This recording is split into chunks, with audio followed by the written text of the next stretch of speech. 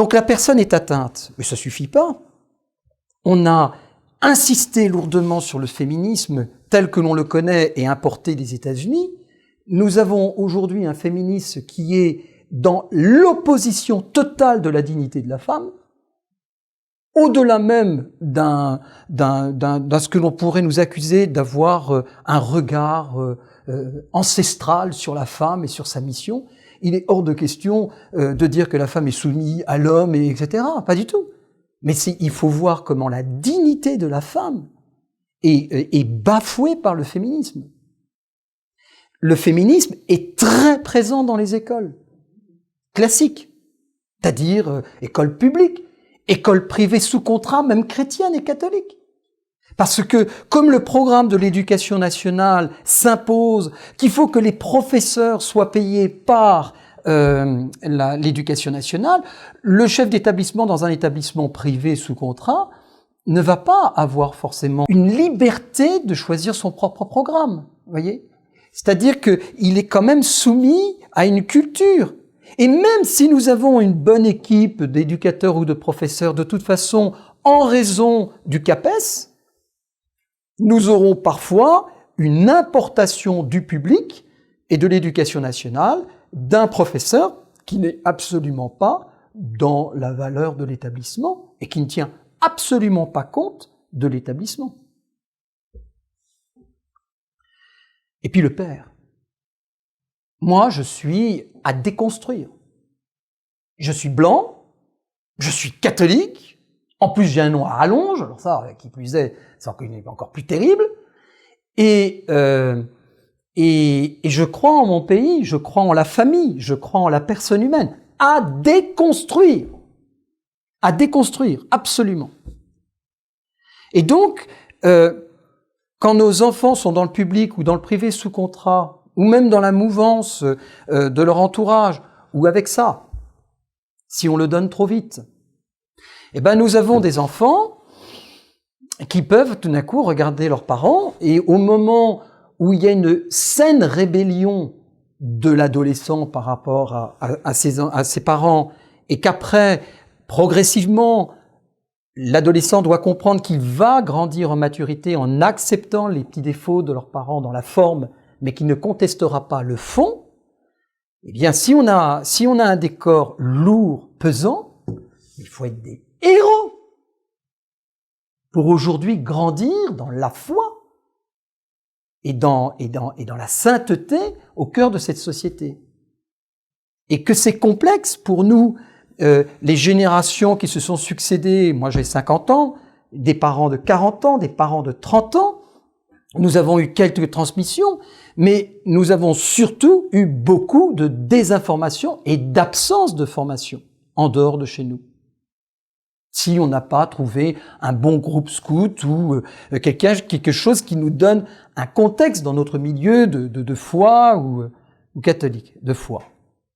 Je pense que c'est cela qui est la réponse. C'est que nous devons comprendre que l'éducation au cœur de ce monde, pour que nous ne soyons pas des révoltés de ce pays au point de finir par ne plus l'aimer, mais de le porter avec une profonde attention et une profonde affection, il nous faut avoir la foi. Le professeur Lejeune, à mon avis, nous a vraiment indiqué quel état d'esprit dans lequel nous devons être quand on aborde ce décor si désespérant au premier abord.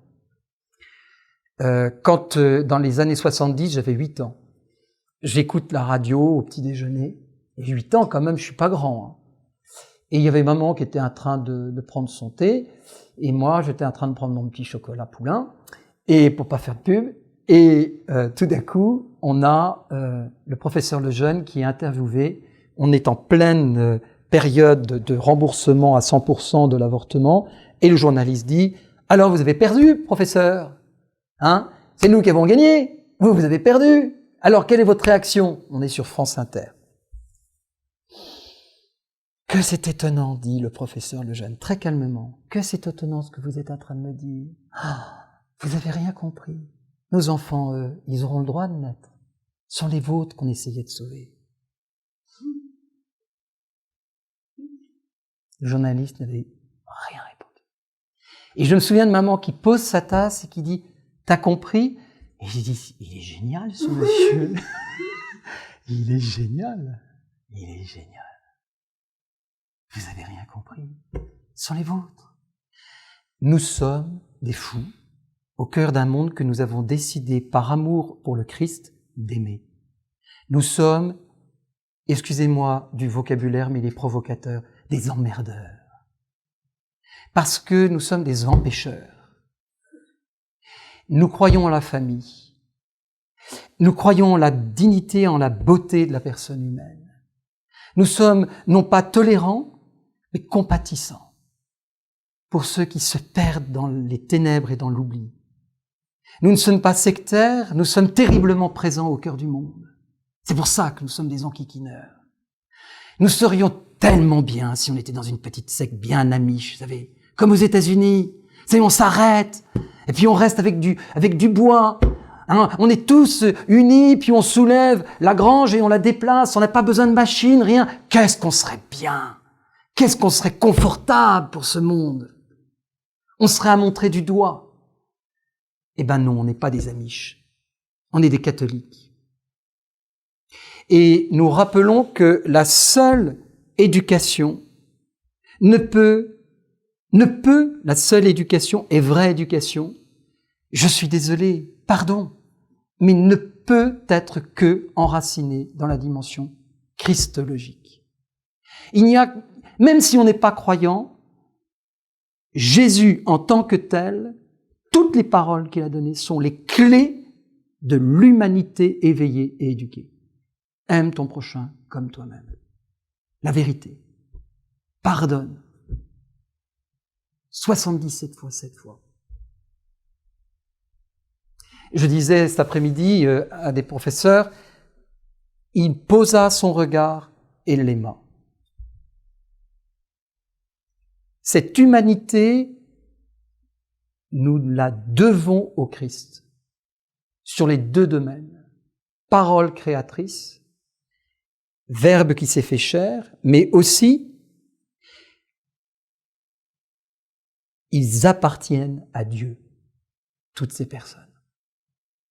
Ils sont le fruit du projet d'amour, pas de n'importe qui, de Dieu. Et le professeur Lejeune a raison. Il faut qu'on se batte pour eux. Il faut qu'on les aide.